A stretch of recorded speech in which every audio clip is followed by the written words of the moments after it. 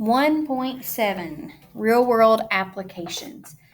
This could possibly be the hardest lesson for you because there's no straightforward way to answer these.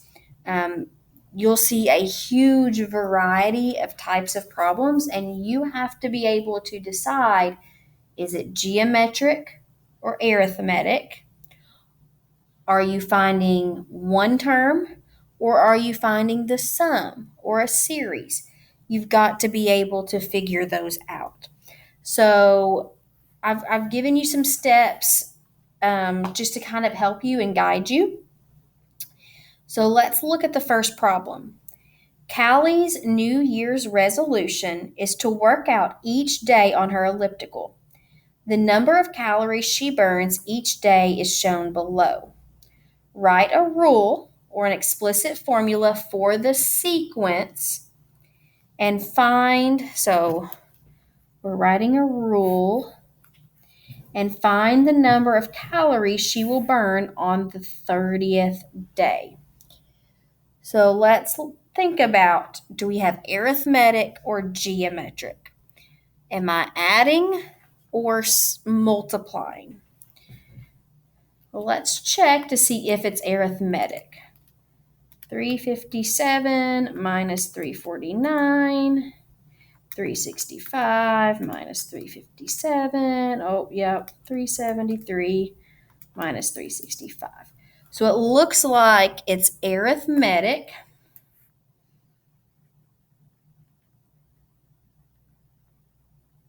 And that difference was 8. So then, what things are we finding? Well, let's start with the explicit formula. So an arithmetic sequence, remember, is this.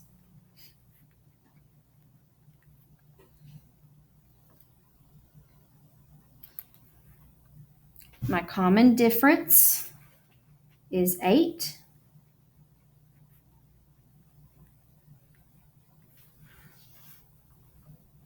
Now, if you are in regular Algebra 1, this would be your answer.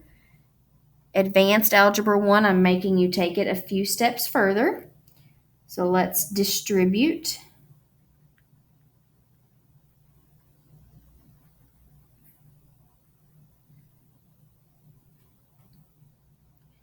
Let's see, 8n. We have negative 8, and 349 is 341. Okay, so this is the rule. And then it asks for the 30th day. This is one specific day. So I'm finding just the 30th term. If it had said something like, how many total calories did she burn in 30 days? That would be the sum. But just the 30th day is A30.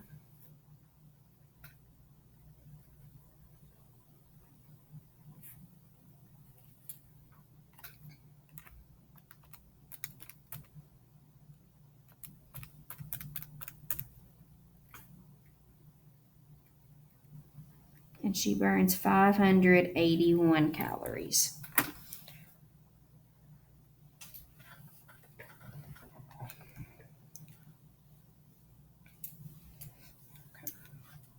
Number 2. Jackson bought a brand new car for $38,000.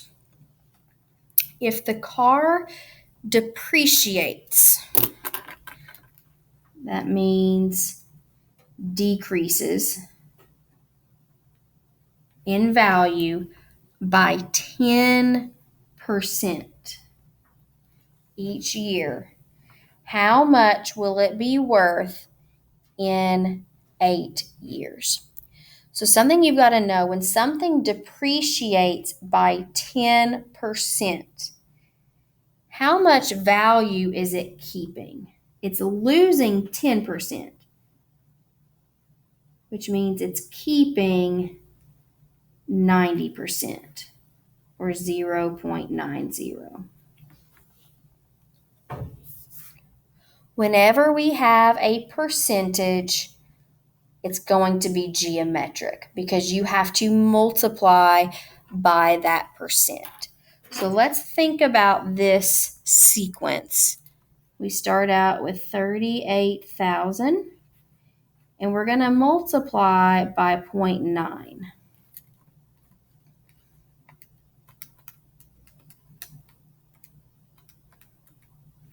And we get 34,200.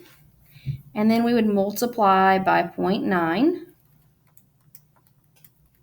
and be 30,780. And we could keep going, right? So this is geometric where my R is 0.9. We want to know how much it'll be worth in 8 years. Now, that's just going to be the 8th term. We're not going to add up all these together. It's not going to be 38,000 plus 34. That doesn't make sense. That would be like $2 million or something. I don't know. 200,000. I don't know. It'd be a big number. So it's just the 8th term. So AN in geometric, A1 times R to the N minus 1. So 38,000 times 0.9 to the 8 minus 1 power.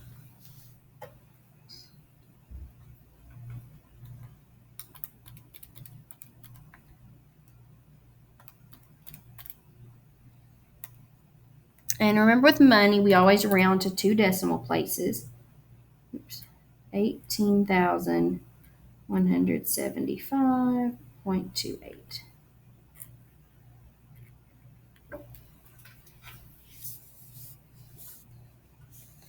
So that's kind of a lot. Your car, well, I don't know, your car might, actually, that's probably not that much. After 8 years, you would have paid it off 3 years ago.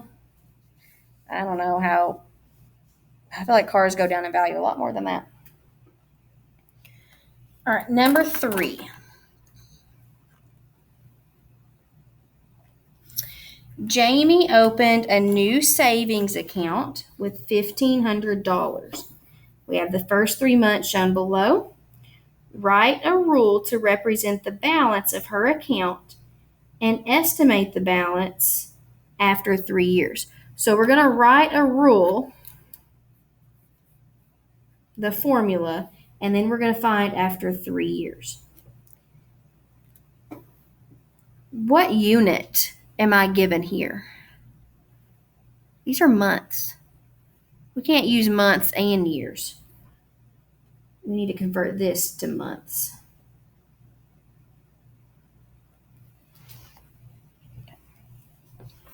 Since I started off with a whole number and then got to a decimal, it's probably going to be geometric. So let's check. Find the R. 1545 divided by 1500, 1591.35 divided by 1545. So yeah, the R is 1.03. So these are her balances. Now it's asking for the balance of a specific month. When you think about how much is in your account, it doesn't ever make sense to add your balances together. If you had $5 in your account in January and you still had $5 in February, you don't have $10. You still just have $5. So same thing with here at 36 months, that's just one term. We're not finding a sum. So it's A1 times R, and then 36 minus 1.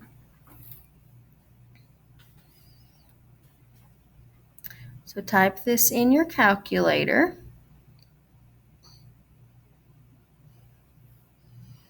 And you should get 4,220 and 79 cents.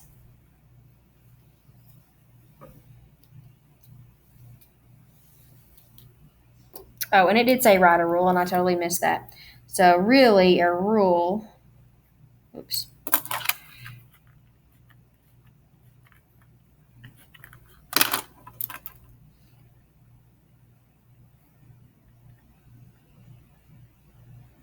This is your rule. That'll work for any term, so any number of months, and this is specifically the 36 month. Let's look at some more. All right. Andrew is trying to save up for a trip to the beach. He gets a piggy bank and deposits the amounts shown below. So week 1, he deposited.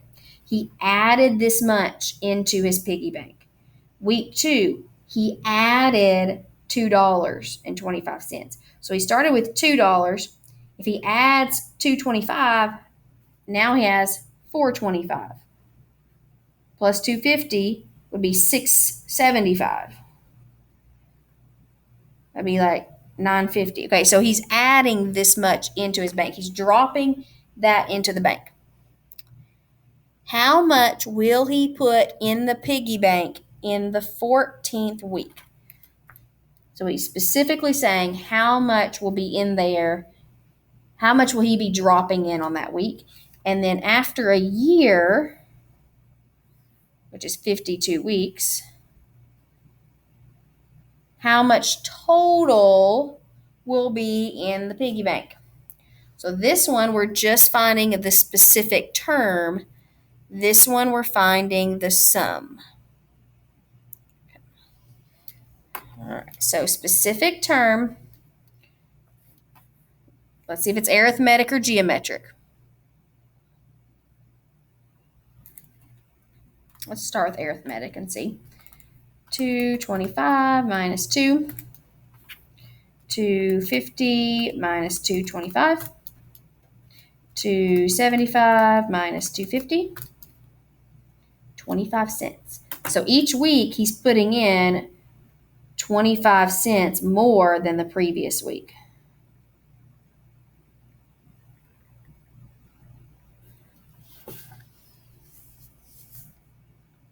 So it's arithmetic. So we're going to find the 14th term. Okay. All right, so common difference, 0.25. My n is 14. Plus my a1, I'm just going to put 2. You don't have to put 2.00.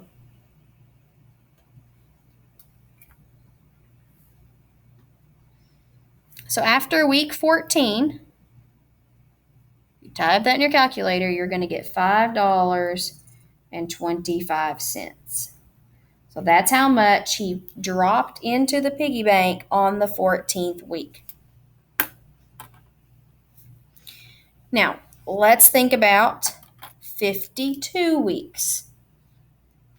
That's going to be the sum. We're not finding just that week. We're finding all of them together. He wants to count up how much is in his piggy bank. So I'm going to assume most of you prefer sigma. N equals 1 on bottom, 52 on top. And then our formula, remember we do not put a specific number in, we leave n. If you put in a specific number, the calculator has no way to plug in 1, 2, 3, 4, 5, 6, 7, all the way up to 52.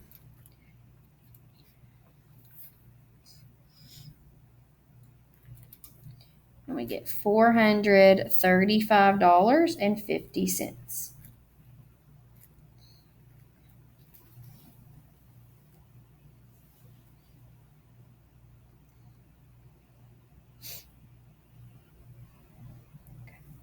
Number 5, I want you to put a big star by this one. You'll probably see that one again.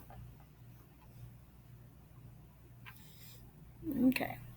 An auditorium has 14 seats in the first row, 16 seats in the second row, 18 in the third row, and so on.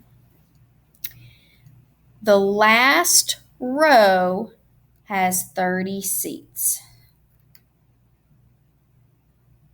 How many rows are in the auditorium?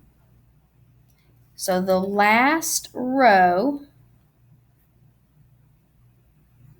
that's AN, we know that has 30 seats.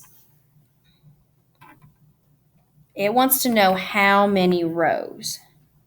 So we got to find N. And then it says how many total seats are in the auditorium. Well, that is going to be the sum. We got to know how many rows we're adding together. So think about our formula. This is arithmetic because we're adding 2 every time.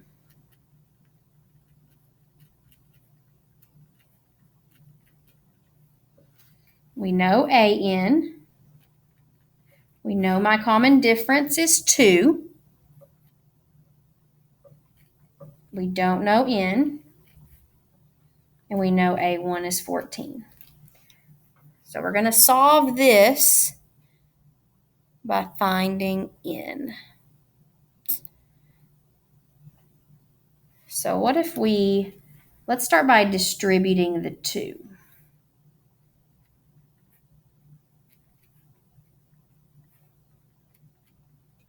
So this would be 2N minus 2 plus 14.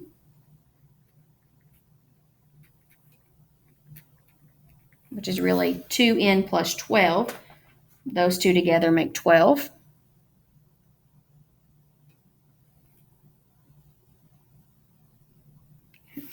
Then if I subtract 12, we get 18 equals 2N. And then dividing by 2 gives me N equals 9. So there are 9 rows in the auditorium.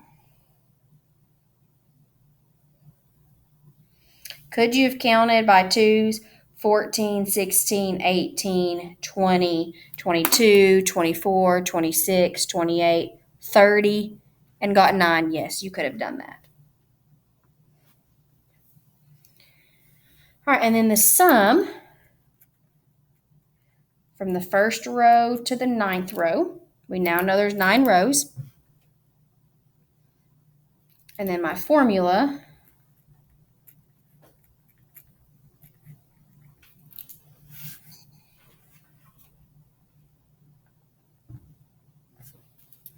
is 198 seats.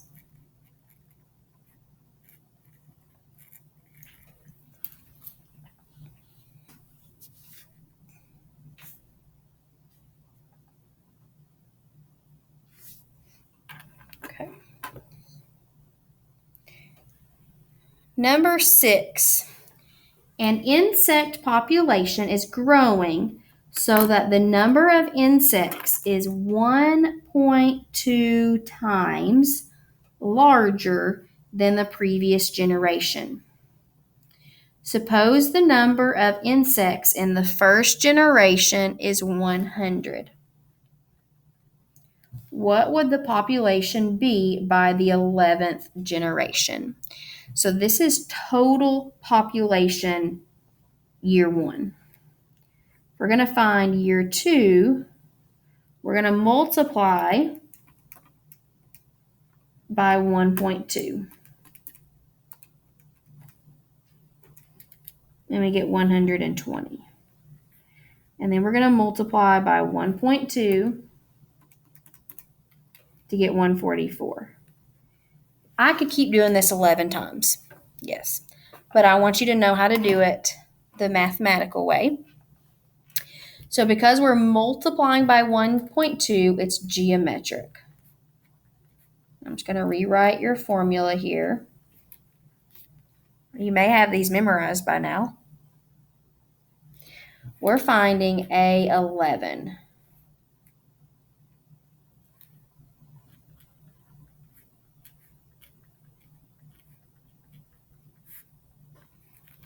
So we're going to fill in. The reason it's not a sum is each term is actually a new total population. So like, think about your classroom. If you have 10 kids in your class on Monday and 12 kids in your class on Tuesday, you don't add 10 and 12. You don't say there's a total of 22 kids. No, you just have however many kids you have on that day. So that's why it's not a sum. So if we do 100 times 1.2 to the 11 minus 1 power, we get 619 point, let's go out 3 decimal places, 174.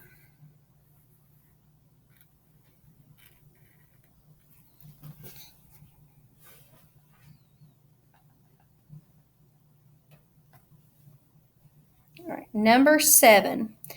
The football team is running a jackpot in which the prize will start at $1,000 and will increase by $200 each game until there is a winner.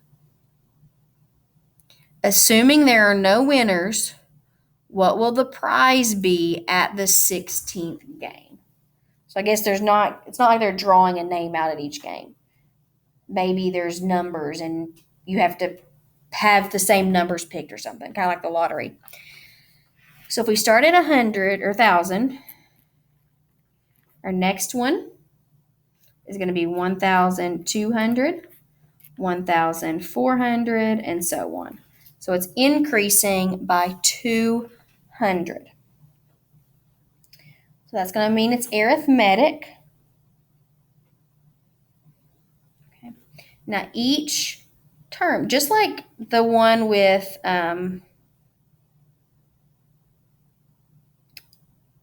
earlier, each term is a new total. We don't add all these together. The 16th term is going to be how much total on the 16th game. So it's just going to be the 16th term. So it's our common difference. And then 16 minus 1 plus my A1 of 1,000.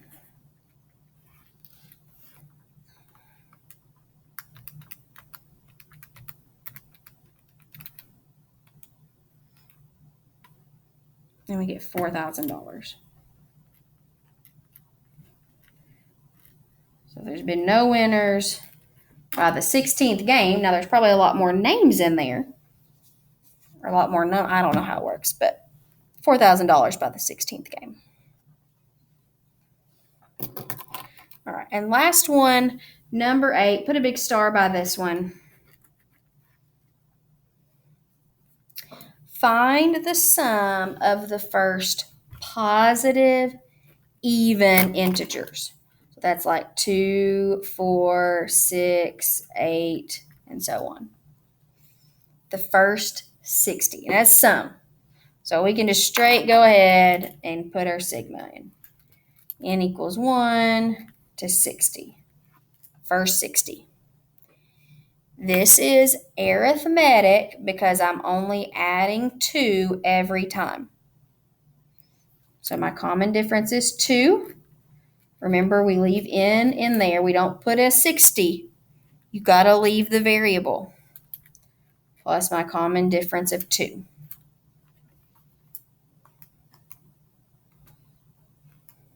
Type that in your calculator.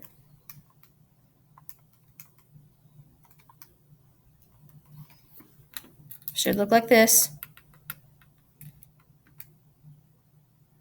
And we get 3,660.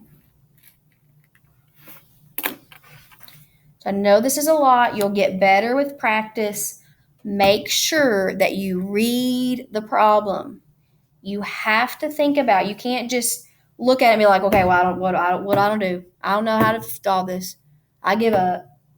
You have to read it. You have to think. Write out your sequence. Write out your numbers. Figure out, is it arithmetic or geometric? It takes some problem solving in these. If you need help, make sure you ask for help. All right? Have a great day.